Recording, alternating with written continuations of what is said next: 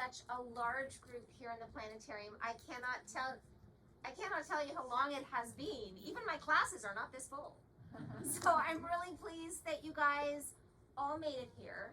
And I am especially pleased to see that there's a whole lot of younger folk that have joined us this evening. So I promise not to give a really long presentation because I know bedtimes are super important to adhere to.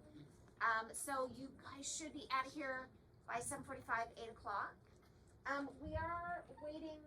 I'm just going to give it another couple of minutes for another 3 groups, in total 8 people that are registered, but registration is free, so some people may at the last minute decide they don't want to brave the LA traffic, which truly I understand. But I have a question for you guys. Did you receive an email earlier today just as a reminder that this is happening? Yeah. Awesome, because I've never sent that out through brown paper tickets. Brown paper tickets is something that we are using. We've used it before, but it's not the most transparent website for me to use. But hopefully you guys access the tickets easily, because if you're interested in coming to more presentations in this series, that is the way that you can get tickets for future presentations. So in this series, there should be stories about the stars of the night sky from the sub-Saharan African indigenous peoples, Armenian, of course, representing Glendale, well, huge Armenian population. Although, I'll just put it out there for the Armenians, the Greeks and the Romans kind of stole your stories, so they're very similar. Change the names. We're also going to be doing indigenous North Americans, so the Tongva, the Chumash, and Lakota, Dakota, Ojibwe, Navajo. It's all just fascinating. So I was given the opportunity last year to spend some of my time researching these stories, and I find them fascinating. So, what do you think? It's 5 minutes past. Let me just go have a look outside, and I think I might start.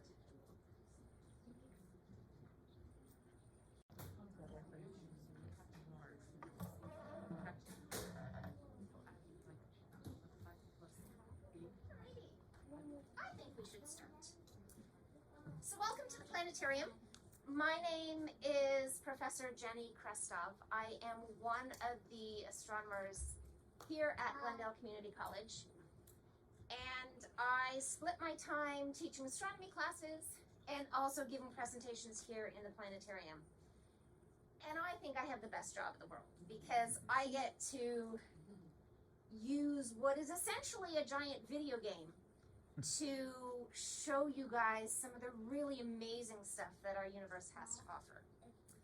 So I am going to start the presentation with a slideshow, get you kind of oriented to what I'm going to talk about tonight, and then hopefully after 10 or 15 minutes, start showing you the night sky. If anybody feels the need to take a little power nap when the lights go down, I am not offended. We are a chronically sleep-deprived society, or we're really young and it's nap time.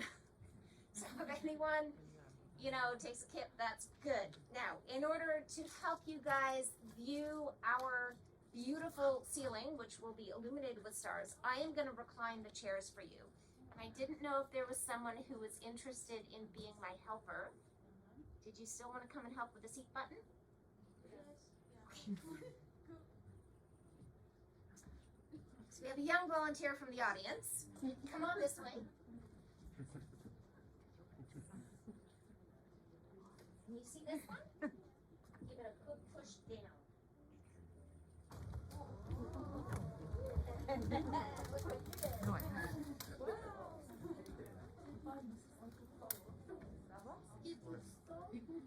All right. So tonight, I'm going to tell you some of the stories and show you some of the constellations that are told originally by the indigenous peoples of Mesoamerica, which are the modern day countries of Mexico. There's Guatemala, Honduras, Belize, Costa Rica, Guatemala, Nicaragua, I think, maybe, as part of Mesoamerica. And because we're speaking of indigenous peoples, I just want to give a, this was working, seriously? This was just working. I practiced this. Hang on. Do I need to stand back here, be closer to my computer?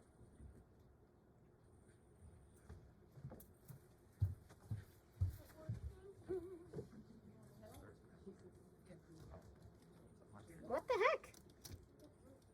Not working? It is being a little bit difficult. There we go. I want to give a happy early, happy Indigenous Day to everyone, which is this coming Monday, formerly known as Columbus Day. Some states still recognize it as Columbus Day. I think Indigenous Peoples Day is a wonderful addition. It is a federal holiday, although not observed in California.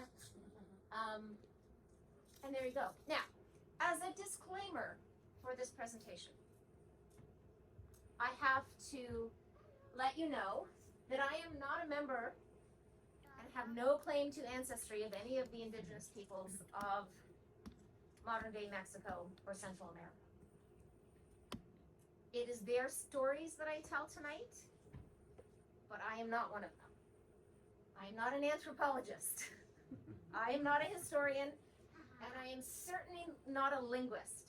So I will apologize in advance for my mispronunciation of the indigenous gods' names, because with the amount of X's and C's and Z's or Z's in the names, I get tongue-tied.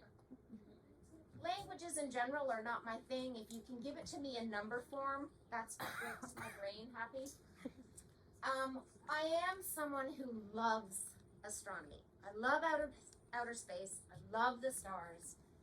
And I like to, you know, talk to other people about their love of outer space. I also, I'm kind of curious, and I love to learn. And let me tell you, there is so much to learn about the cultures of Mesoamerica. I spent weeks reading, and I should have concentrated on the star stories, but I was going down these kind of Google, rabbit holes online of learning about the written manuscripts and the paper that they wrote on. So I had learned as an astronomer that only 4 of the codices, which are written texts that the Aztecs and the Mayan wrote, survived the Spaniards. I didn't realize that there were likely hundreds of thousands of them that were burned. Hundreds of thousands of written books. But it wasn't on paper like we know it. It was on the amate or the omate paper, which is made from the bark of a particular fig tree. Who knew? But I just, so fascinated. I also learned that their cultures were far more sophisticated than any of the Europeans during the European Dark Ages. The societies were hugely amazing. They had hierarchical structures. They had universal education for all children, which is, kind of beats Europe at the time. They had amazing military prowess, complex political systems, I think we can appreciate, given ours, and amazing art and architecture. But there are many different peoples of this region. They also had a cult of Venus, but I'm not going to get to Venus. I'm going to stick with the stars for today. So the history of the people of the region, it starts a long, long time ago with the era of the Olmec people. And we don't know much about them, but we do have their colossal heads, which are really interesting. The back of the heads are all flat. And it must have been a very advanced civilization because these things are huge, right? They're, hang on, about half the height of this planetarium. So they're really big, and you know, you need quite a society to decide this is what you're going to spend your time doing.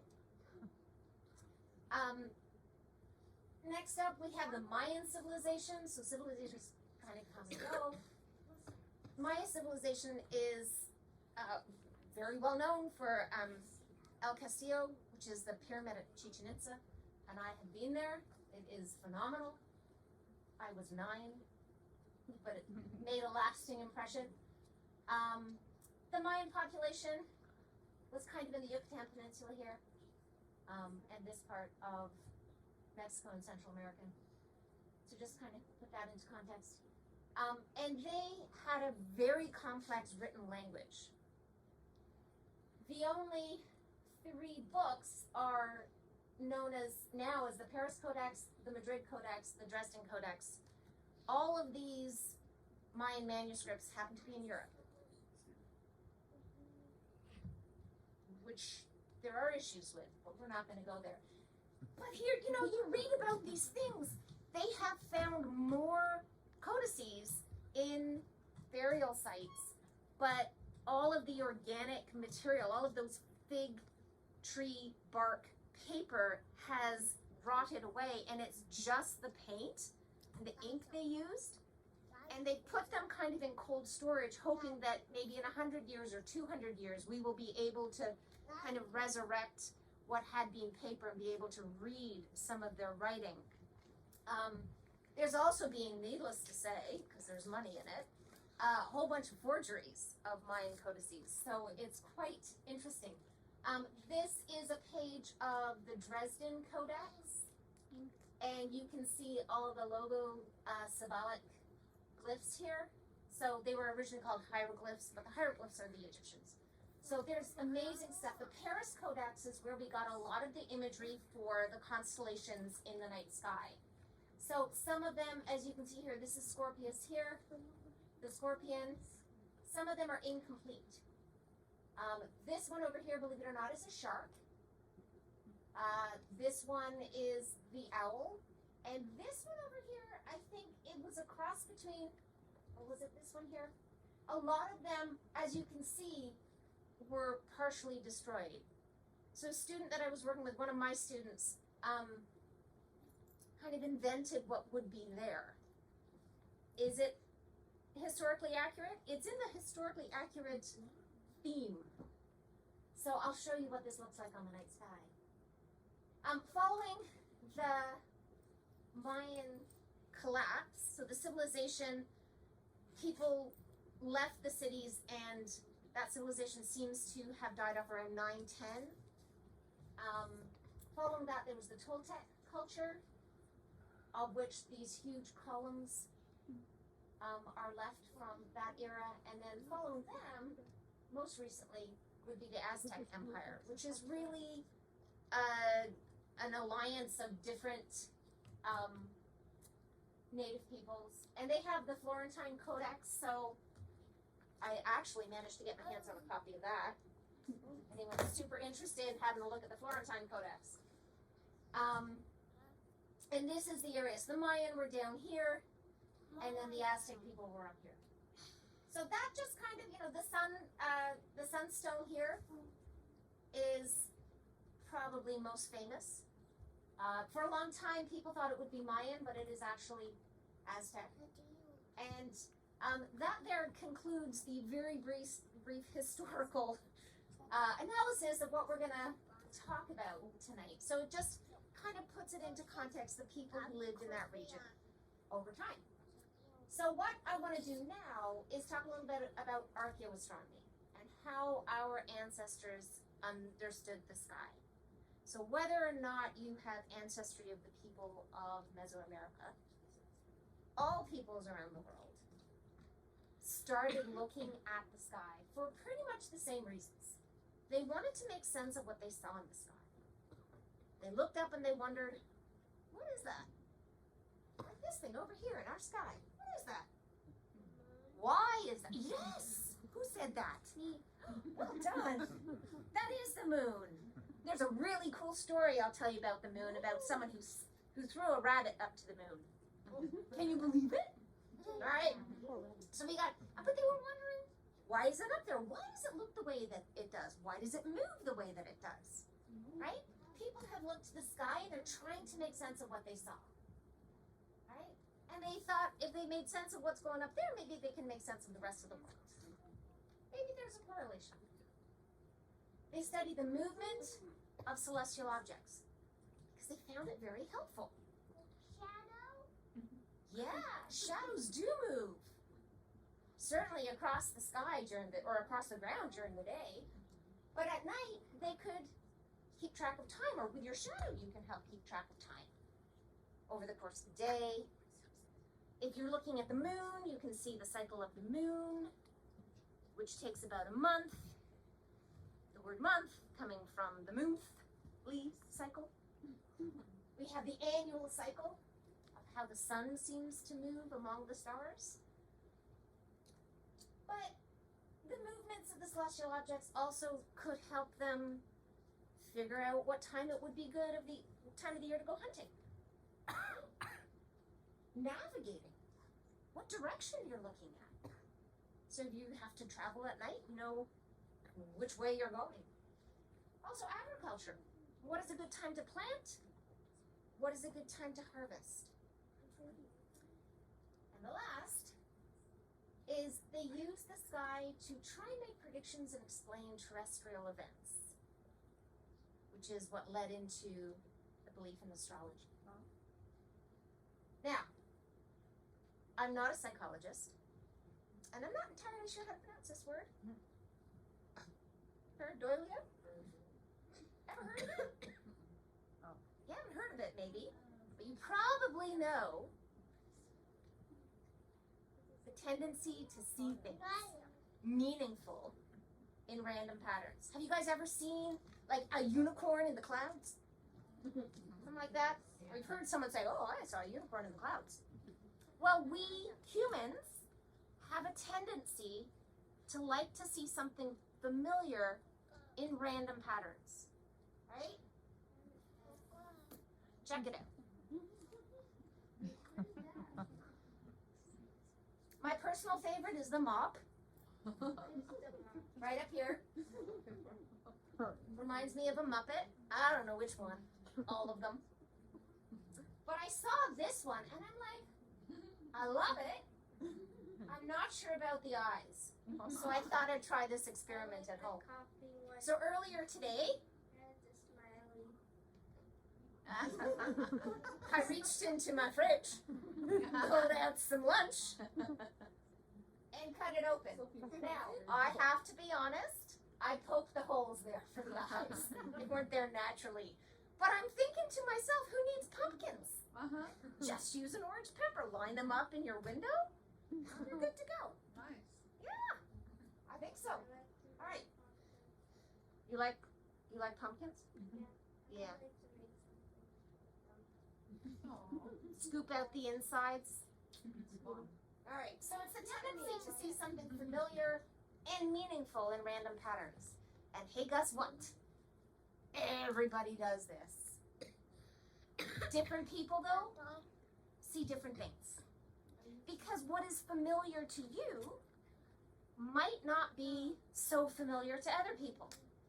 For example, what's your favorite sport? Do you have a favorite sport? No? What about you? Soccer. So you see soccer balls and things? How many have a favorite sport that includes ice skating? Right? I grew up in the Northeast. I skated 5 days a week. I see ice skates in the sky. How many of you see ice skates in the sky? Maybe not. Maybe you do. But different people will see things that they have familiarity with, right? So usually people see animals, especially our ancestors, they saw animals, everyday objects. things that are important to them, like cooking pots. Believe it or not, there's a lot of cooking pots. The Greco-Romans had a wig, they had a crown, they also had weird things. But everyday objects, as well as their gods, they saw up there. The people of Mesoamerica saw jaguars, snakes, deer, dogs,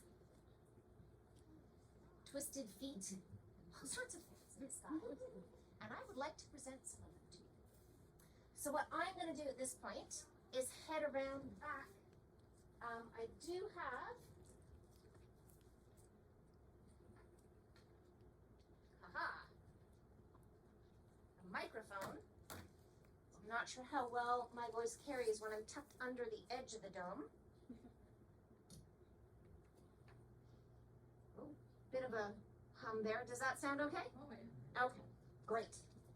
I'm going to head back to back of the planetarium, which is kind of how I control the sky. And then I'm just going to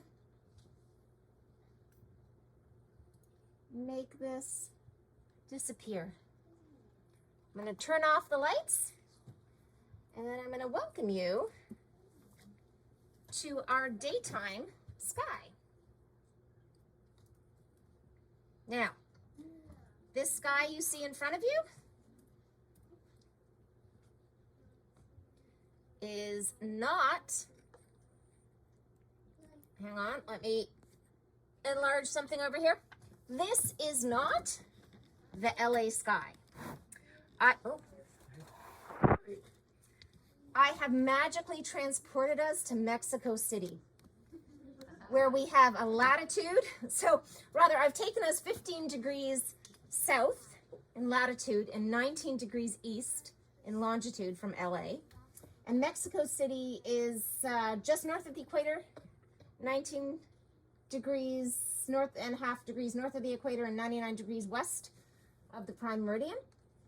And the sun sets, or did set, in Mexico City at 7:12 p.m. tonight, local time. What we see in LA is not that much different than what you see in Mexico City. So when we go out tonight, you will absolutely positively see the moon, which here in the planetarium is off to your left, and I am circling with my laser point. Now, to help you guys kind of orient yourself, I will bring up the cardinal points, which are the points of the compass. Here in the planetarium, you are facing south, which is ahead of you. East is to your left, kind of over where the moon is, and the sun is setting over there in the west. Now, this is a beautiful, beautiful, beautiful sky, and it is filled with stars, but unfortunately, you can't see the stars easily because we have an atmosphere. For us to actually be able to see the stars in our sky, we have to wait until the sun is well below the horizon, because the sun is so bright that it actually brightens up the Earth's atmosphere. So even though there are stars up there, you can't see them.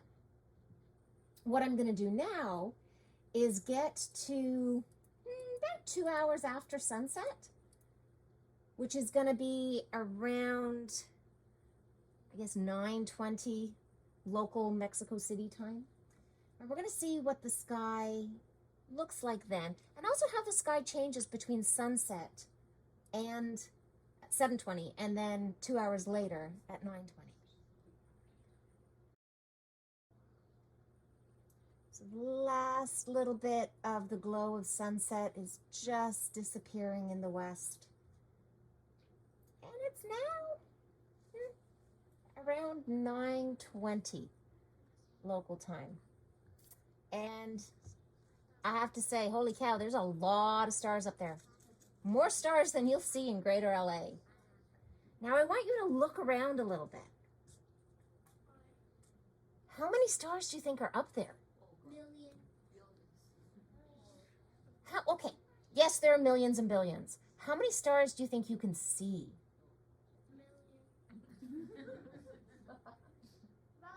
There's about 2,000. So as individual stars in the sky, if you wanted to count them, you don't have to because someone did that already. It's about 2,000. Now, this thing here, it looks like, well, some people think it looks like, spilt milk. I don't know if it's someone, the cow jumped over the moon and then there was a jug of milk left behind from the cow and someone kicked it and it splashed down the sky. It's a good story, but it's not milk. This is the accumulated light of billions of stars. And this is what we see of our galaxy. It's kind of like a city of stars. This is what we call the Milky Way, although different cultures had different stories about it. We'll get to that. What I want to kind of talk about a little before I start is how modern astronomers and astrophysicists divide the sky. Now, we do have a grid. We do map the sky. We have a grid. Like, do you remember latitude and longitude on the Earth? I was kind of mentioning the latitude and longitude of LA and Mexico City. Well, we have a similar type of grid in the sky. And it looks like this. For modern astronomers and astrophysicists, we use a grid system to map where the stars are. But our ancestors didn't have anything like that. They told stories about the patterns they saw among the bright stars. And you may be more familiar with the Greco-Roman constellations, right? So there's over by the moon there's a bunch of stars. What do you guys think this could be? Someone climbing something. Someone planning something. Climbing. Oh, someone climbing something. Sorry. Yeah. Okay, that's a good guess. An animal. An animal? Yeah, that would be accurate. It's a human animal. It's a guy who's spilling water that forgot to get dressed this morning. You gotta wonder. And I don't know if you've ever heard the term, the moon is in Aquarius. Well, there are actual designation lines for the different constellations, right? They're boundary lines. And you can see everything in this boundary line to modern astronomers is considered among the stars of Aquarius. This patch of sky all belongs to Aquarius. Now, can we see a guy spilling water? I will be honest, nuh-uh. No. I can't. No. But this is how our ancestors mapped the sky before we got that more technical kind of grid that we have. All right, so what I'm going to do next, now that you kind of know how, stuff got mapped, is I'm going to show you those constellations that the Mayan people talked about. All right. The ones that I'm going to mention, though, are on a special strip of the sky. And this is a strip known as the zodiac. So to the Greeks and the Romans, they had Aquarius and Capricornus and Sagittarius and Scorpius. That's heading from the water spilling guy to the right or to the west. And then the other way we have Pisces and Aries. But to the Mayan, they were looking at other groups of stars, and they told stories about them. Now, why is this strip of sky so important? Well, let me bring on the orbital path of the moon.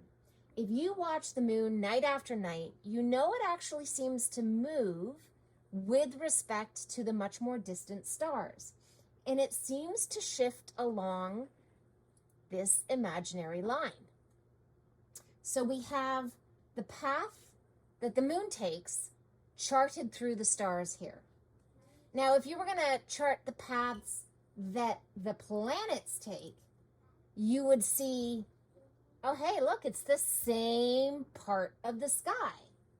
And if we look at the path that the moon seems to take, or sorry, the sun seems to take, it's again the same part of the sky. Now, our ancestors didn't understand that this line represents the plane of our solar system. Our solar system's kind of flat like a pancake. And if you look at the pancake from the edge, or if you look kind of like a frisbee from the edge, it looks very thin. If you look at it from the top, it looks like a round disc, but from the edge, it looks like a line. And what we get to see from the Earth is this line across the sky. So our ancestors didn't quite understand that the planets were oriented in such a way that we just saw them edge on, their orbits edge on.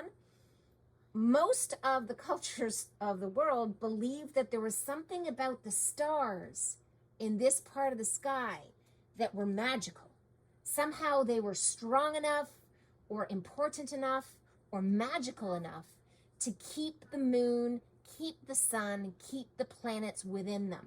So it is these stars of the night sky that often have the most stories told about them.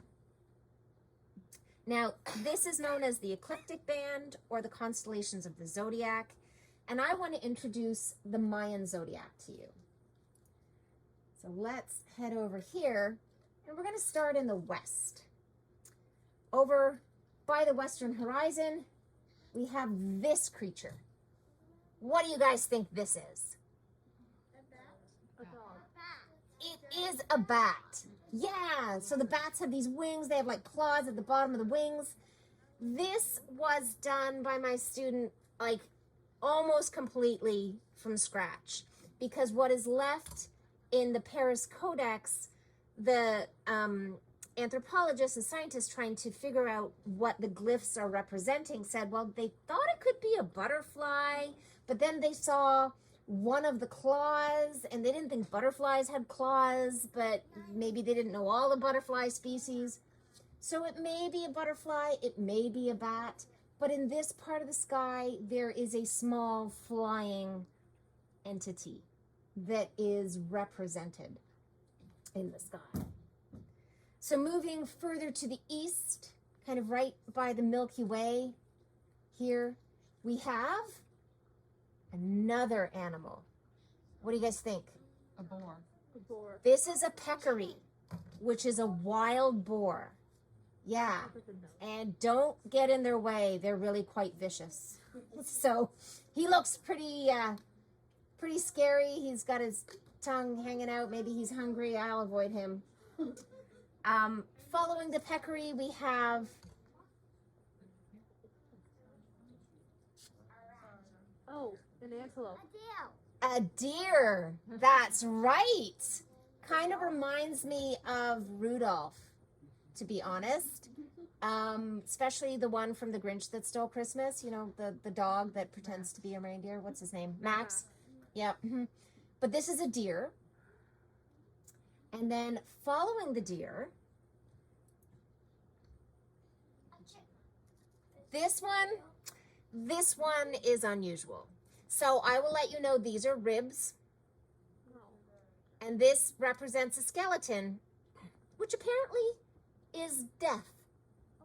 So they're representing death up there in the sky. Now, following death, we have over where the moon is, A dog. a dog. Yeah. This is fairly representative. I think most people recognize this as a dog. And again, this is one of the ones that was drawn pretty much from scratch. But now you can see in the Mayan tradition, the moon is among the stars of the canine, which is quite amazing. Now, to the Mayan culture, the jaguar is really important. And this is the jaguar. And you can tell this is not a jaguar because it doesn't have the pointed ears. So jaguar is a big cat. This is not feline. And jaguars also have spots and long tails. So this is what we have for the early evening skies. Remember, this is about 9:15, 9:20 in the Mexican sky. And these are some of those constellations. But this is not the sky that you'll see all night. What we see shifts. And that's because the Earth rotates. The stars up there that represent these constellations, they're not actually moving. It's the Earth that's rotating. And just like if you turn your back on something and you can't see it anymore, the Earth is slowly turning its back on these stars. And we won't be able to see them anymore. Following the Jaguar, we have one of my favorite, rattlesnake. And you can tell it's a rattlesnake right there. The rattle down at the bottom. Yeah.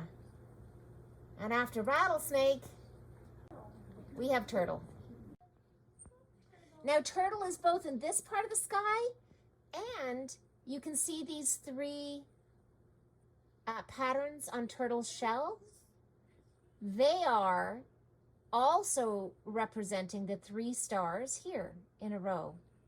So turtle's in this main part of the sky, but turtle also shows up over here as the stars of the belt of Orion. So in Greco-Roman tradition, this is the constellation Orion, and you may have heard of Orion's belt. But this is turtle, which was the first animal that came to life after the creation of the world. We also have scorpion. And for fun, let's bring up owl. Just rising in the east. So we've lost bat and peccary, and deer has gone. And death, well, death is setting. That's not a bad thing, I feel. But I'm going to pause here because I do want to talk about the stars of what we tend to think of as Orion. So it's now about 4 a.m. in Mexico City. I've kept you up all night, and I'm really sorry, parents, about keeping your kids up late. But there you go. All right, so we have all of these constellations that were envisioned in the night sky. But one of the most obvious bright star groupings is the stars of Orion.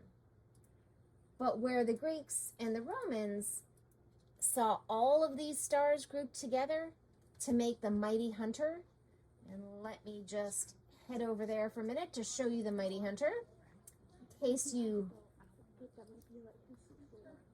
have forgotten what he looks like, or maybe never knew what he looked like. Come on, Orion, where are you hiding?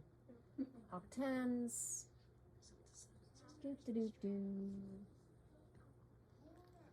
Orion, there you are. All right, so we have Orion, who's a mighty hunter, and you can see those 3 bright stars in a row make Orion's belt. The 2 up here, Betelgeuse and Bellatrix, are the shoulder stars. And the 2 bright ones down here, Rigel and Siph, are his legs. And that's what the Greeks and the Romans saw. But to the Maya, Alnitak, this star, and Rigel and Siph represent the 3 stars of the traditional cooking hearth. So here we have, or 3 stones rather. We have 3 stones, and then there's logs for the fire, and then in the center you have a cooking pot. Now if you look closely, in the center of this triangle there's kind of a fuzzy blob in the middle, and that is not actually a star. That is a nebula, a huge cloud of gas and dust in outer space. And it is challenging to see that fuzziness even on a good dark night. You need very acute vision. This is what it looks like through a telescope. This is the Great Orion Nebula. Or maybe we should call it the hearth stones fire, because this is what they thought the smoke was, or this is what they envisioned as smoke from that hearth that is in every Mayan household, these 3 stones. So that is what we have for the stars of the Mayan sky. The next thing I want to kind of talk about is the Milky Way, which, as you can see before, it was on kind of on the other side of the sky, but now it kind of runs from the southeast over to the northwest. And to different groups within the Mayan civilization, the Milky Way either represented a celestial river or a twisted umbilical cord that connected heaven and the underworld to the earth. Some people also saw it as a network of paths to a particular religious shrine.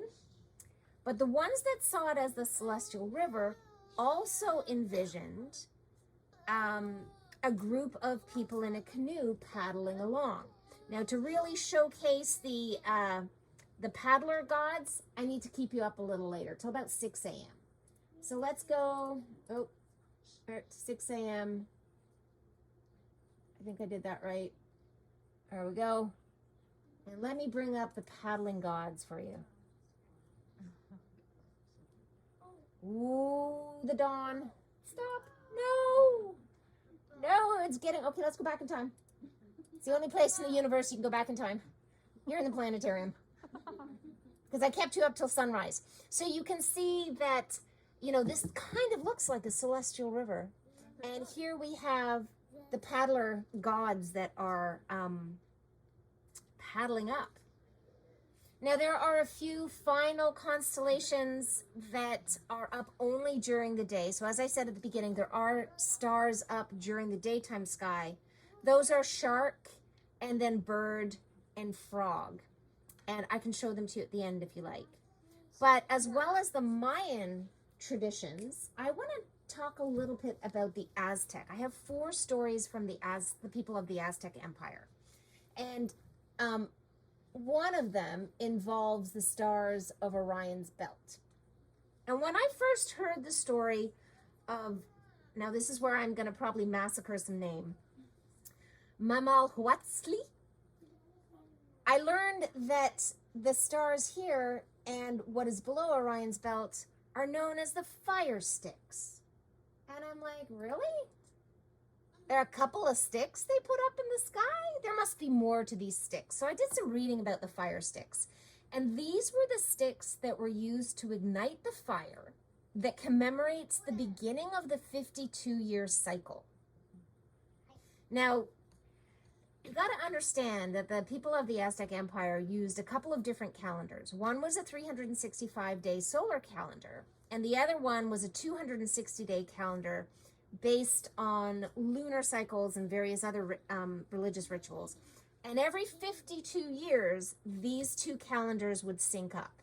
And if you think about it, probably only came around once in a person's lifetime back, in the late early 1500s, because I don't know what the average life expectancy was back then, but I'm thinking it wasn't 80 or 90.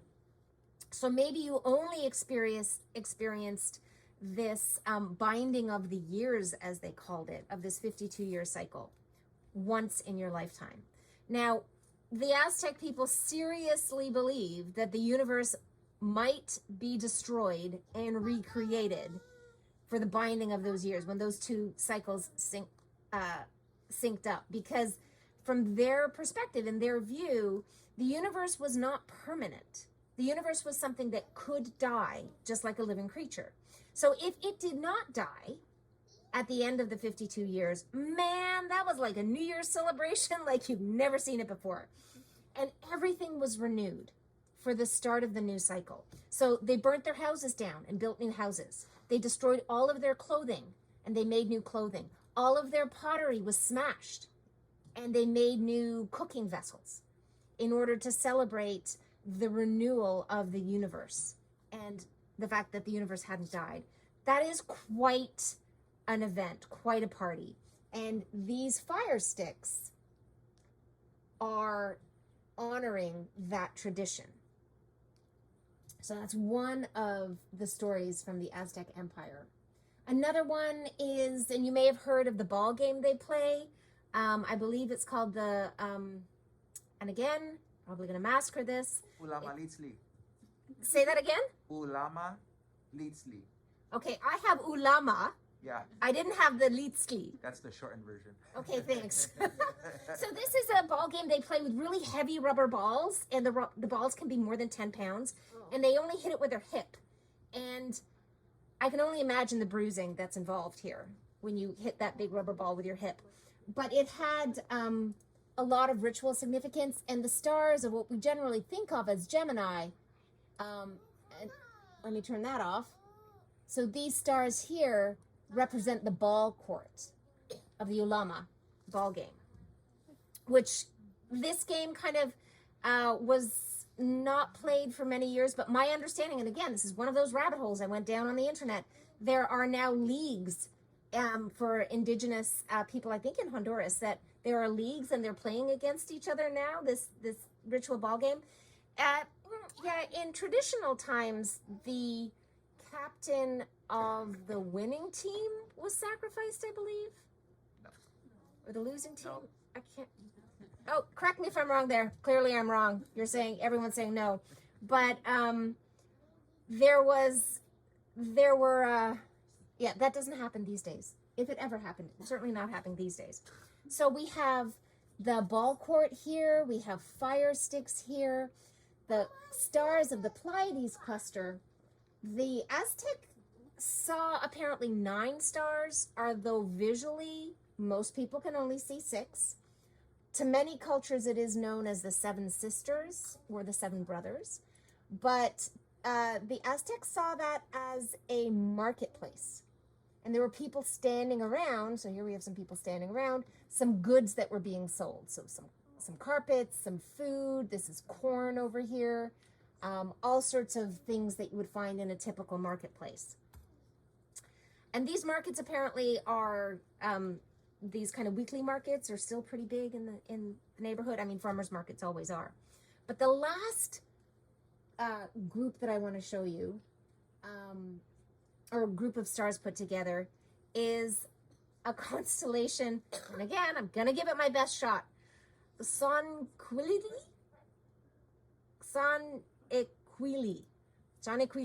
Okay, so this is a constellation known as the Twisted Foot. And you have to crane your neck backwards and look over my head toward the north, and you will see Ursa Minor. Ursa Minor is a constellation to the Greco-Romans that is envisioned to be a small bear. There's the little tiny bear. But to the people of the Aztec Empire, they envisioned a twisted foot. And you're probably going, really? A twisted foot? What is with this? So this is the twisted foot of one of their most humble gods, whose name was Nanahuatzin, I believe. And the name translates roughly as full of sores. So this was a god that was quite humble, and his body was covered with sores, and some people say acne and boils, and he was quite sickly, and he had twisted feet, so there was a physical deformity there. But here's the story. After the first 4 sun gods, tired of being the sun, 2 more were selected to become the new sun and the moon. So in the early Aztec, I guess, universe, there was a little bit of, organizing and figuring things out that needed to be done. And Tekiztek was one of the gods that was chosen to be the sun, and he was wealthy and strong. And then there was Nanahuatzin, who was chosen to be the moon. Now, the 2 of those gods were told that they must sacrifice themselves in order to assume their new roles, and they had to step into a huge fire. So before they sacrificed their lives and stepped into this fire, Tekiztek made gifts of gold, and he had lots of of jade and other kind of riches that he sacrificed, while Nanahuatzin performed simple acts of penance. When the time actually came to leap in the fire, Tekhiztek lost his courage. The wealthy, strong guy, he lost his courage and he ran away. But Nanahuatzin calmly stepped into the fire and so became the sun. So he sacrificed himself, but the other gods placed him up in the sky. When Tek saw this, he was rather ashamed of his cowardly behavior, and he jumped into the fire after Nanahuatzin. For a brief period, there were in fact 2 suns in the sky. However, the older gods, they were a little angry at the cowardice shown by Tekhiztek, and so they threw a rabbit and hit him in the face. And that dimmed his light, and he became the moon. And to this day, if you look at the moon closely, you should be able to see the imprint of a rabbit. And with that, I will bring the lights up. Unless you wanted to see the last 3 Mayan constellations. Did you want to see those, guys? All right. So I am going to do something again that can never be done in real life. I'm going to strip off the Earth's atmosphere. And we'll all be dead in 3 minutes, but it'll be a glorious sight as we go. So we have, I think we were left with owl. There's owl. And then we have shark. And shark was an interesting combination of fish and lizard, I believe, for the bottom and the top halves, these glyphs that were used by the Mayan scribes, the artists that made the codices. We also have a bird, possibly a vulture. There's the moon. Right now, the moon, sorry, not the moon, the sun. Let me put its name tag up just so I don't confuse myself or anyone else, because I have taken the atmosphere off. So the sun usually brightens the sky so much so we can't see the stars, but we can see them here because I've taken the atmosphere off. You can see right now the sun appears among the stars of the bird. And then we also have, I think we've got frog. Frog is a particular favorite of mine, not gonna lie. I think he's really cute. And then we get back to bat. So bat will rise in a minute.